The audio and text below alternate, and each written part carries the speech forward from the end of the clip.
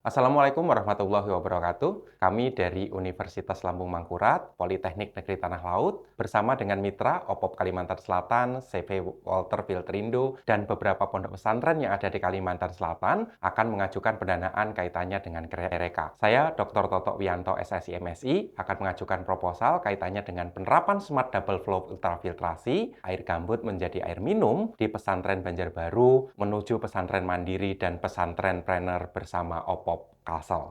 Perkenalkan, nama saya Dr. Kandidat Edi Setiotomo, Sarjana Ekonomi Magister Hukum. Saya sebagai Direktur Eksekutif Popop Kalsel, One Pesantren, One Product, Provinsi Kalimantan Selatan, yang juga sekaligus sebagai mitra utama program KDRK tahun 2023. Popop Kalsel beserta Pondok Pesantren Darul Ilmi, Pondok Pesantren Al-Falah, dan Hidayatul Quran akan melakukan implementasi dan memberikan insentif dalam program ini. Persiapan, studi kelayakan, dan observasi, yaitu pemantapan tim terkait tanggung jawab dan tugas semua pihak, survei awal oleh tim pendukung, perancangan sistem, penyiapan teknologi yang akan diterapkan, koordinasi dan sosialisasi dengan pesantren. Selanjutnya, pengurusan izin 3 pesantren, yaitu penyiapan dokumen persyaratan izin dan pemenuhan persyaratan proses produksi air minum 3 pesantren, yaitu penampungan air baku, penampungan air terfilter tahap 2, penampungan air terfilter tahap 3, fasilitas tempat penyimpanan, yaitu ruang atau bangunan penyimpanan, pengembangan dan keberlanjutan, yaitu evaluasi pelaporan kegiatan, pengujian, standar air minum, pelatihan sumber daya, pengolahan, dan persiapan pesantren trainer 3 pesantren. Program ini akan ditambah dengan dana in-cash dari OPOP Kalsel beserta mitra yang lain dan ketika pondok pesantren kurang lebih 15%, dan sedangkan yang lain adalah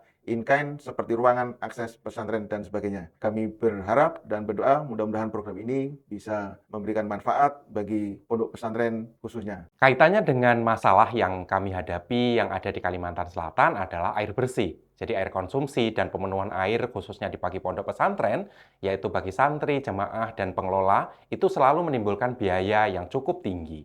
Pesantren Darul Ilmi, Al-Falah, dan Hidayatul Quran dengan santri antara 3.500 sampai 7.000 pesantri yang mukim atau yang tempat tinggal di pesantren, konsumsi airnya mencapai 7.000 sampai dengan 10.000 liter per hari.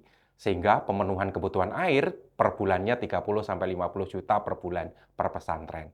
Sehingga ini menimbulkan masalah khusus bagi pesantren yang ada di Kalimantan Selatan. Jumlah santri yang besar dan jamaah yang besar juga akan memberikan potensi yang baru bagi pengembangan bisnis, yaitu air kemasan yang akan dijual kepada santri dan jemaah yang hadir di pengajian. OPOP Kalsel, One Pesantren One Product, memiliki keterbatasan pengetahuan, kapasitas, manajerial, sumber daya manusia, dan berbagai kendala lain dalam pengoptimalan air minum sebagai potensi ekonomi yang ada di pesantren. Kemudian ada CV Walter Filtrindo, memiliki kendala kaitannya dengan teknologi ultrafiltrasi dengan kapasitas besar. Sehingga kami harus memunculkan inovasi yang kaitannya dengan menyelesaikan masalah yang ada di masyarakat, yaitu Smart Double Flow Ultrafiltrasi, yang itu menyelesaikan air gambut menjadi air minum. Ini akan diterapkan bersama dengan CV Water Filtrindo dalam penerapan pengolahan air minum yang sebelumnya adalah kapasitas kecil, sehingga sekarang akan diolah menjadi kapasitas besar. Keunggulan dari Smart Double Flow Ultrafiltrasi itu apa? Yaitu meningkatkan masa pakai filter hingga 5 kali lipat, kemudian proses filtrasi biasa, kemudian lebih hemat energi hingga 3 kali lipat dari proses filtrasi biasa, kemudian hasil produksi dengan kapasitas yang sangat besar, kemudian membran yang digunakan adalah polietilen. Kemudian hasil pengolahan air minum dari air gambut ini akan dinikmati seluruh santri di ketika pondok pesantren dengan produksi antara 7.000 sampai dengan 10.000 liter per hari, sehingga pesantren dapat mengurangi biaya. Inovasi yang lain adalah peningkatan sumber daya manusia kaitannya dengan pelatihan, pendampingan, sehingga akan memberikan dampak kaitannya dengan kesehatan dan peningkatan kesejahteraan pesantren. Inovasi ini sebetulnya berasal dari paten yang dibuat atau yang diusulkan pada waktu sebelumnya, yaitu kaitannya dengan sistem pengolahan air bersih portable berdaya solar cell atau baterai dengan nomor paten IDP 0000073938. Kemudian kita juga sudah publikasi di antaranya di beberapa jurnal, kemudian pengolahan air bersih di beberapa daerah, kemudian di beberapa lembaga sekolah.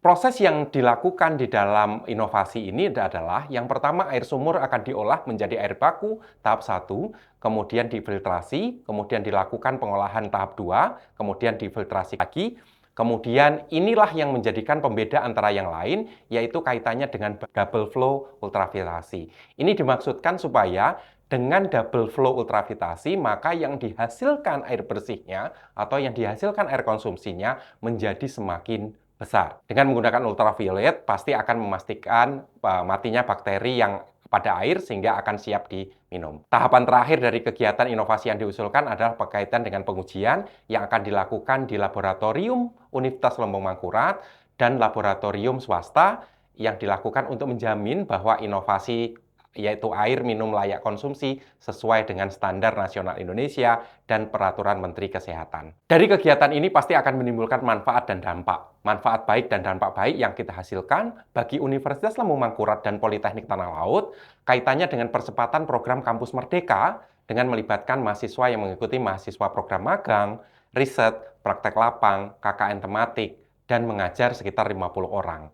Kemudian juga melibatkan dosen untuk melakukan penelitian, aplikasi hasil riset, pengabdian kepada masyarakat, dan kegiatan tridharma perguruan tinggi yang lain sekitar 10 orang dosen. Kemudian dampak yang lain dan manfaat yang lain adalah 100% outcome dari OPOP Kalsel untuk memandirikan pesantren tercapai. Kemudian 95% santri dan jemaah memperoleh air minum yang layak konsumsi, terstandar laboratorium SNI, kemudian berkapasitas besar antara 7.000 sampai dengan 10.000, kemudian menghasilkan generating unit yang dihasilkan oleh pondok pesantren, kemudian menurunkan biaya produksi yang selama ini 30 sampai 50 juta menjadi 5 juta saja, kemudian ada tenaga terampil 2 sampai 5 orang yang bisa mengelola air yang ada di pondok pesantren tersebut. Yang terakhir adalah bagi CV Water Filterindo berhasil mengimplementasikan teknologi Smart Double Flow Ultrafiltrasi untuk pengolahan air minum dari air gambut dalam skala besar.